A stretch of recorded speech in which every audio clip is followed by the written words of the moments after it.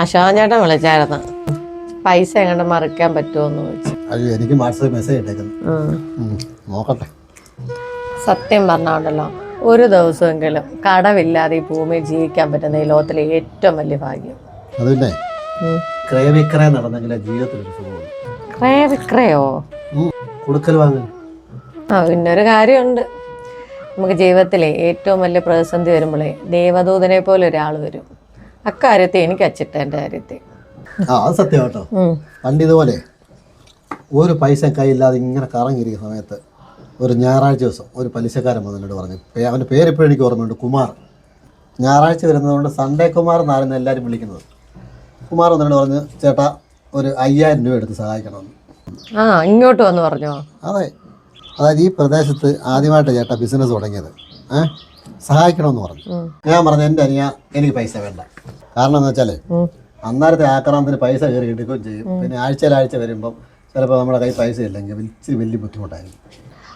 1-2 വട്ടം ഒന്നും കൊടുക്കാതിരുന്നാൽ കുഴപ്പമില്ല. എന്നെ സംബന്ധിച്ച് അത് വലിയ ബുദ്ധിമുട്ടാണ്.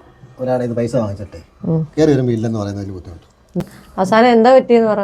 അവസാനം കുമാറിൻ്റെ പിടിവാശിക്ക് വഴങ്ങി 5000 രൂപ എടുത്ത്. അടുത്ത ആഴ്ച കുമാർ പൈസ പിരിക്കാൻ വന്നപ്പോൾ ഞാൻ പറഞ്ഞു, കുമാറെ പൈസ റെഡി ആയില്ല. അപ്പോൾ കുമാർ പറഞ്ഞു, കുഴപ്പമില്ല എന്നാൽ അടുത്ത ആഴ്ച സെറ്റ് ചെയ്താൽ മതി എന്ന് പറഞ്ഞു. രണ്ടാമത്തെ ആഴ്ച പൈസ പിരിക്കാൻ വന്നപ്പോൾ ഞാൻ പറഞ്ഞു, കുമാറെ കഴിഞ്ഞ പ്രാവശ്യത്തെ പോലെ തന്നെ അണ്ണൻ്റെ പൈസ റെഡി ആയിട്ടില്ല.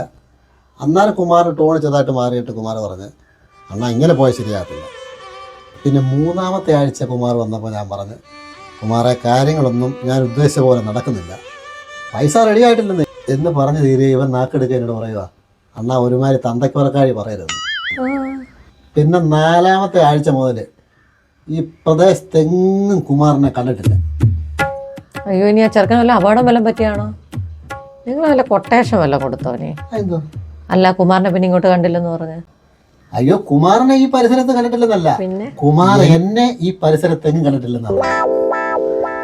കൊല്ലം കയ്യിരിക്കുന്ന കാശ് കടം വാങ്ങിച്ചിട്ട് എന്നാത്തിനാണ് ഇവന്റെയൊക്കെ വായിരിക്കുന്ന ചീത്ത എന്തോരം കേൾക്കുന്നത്.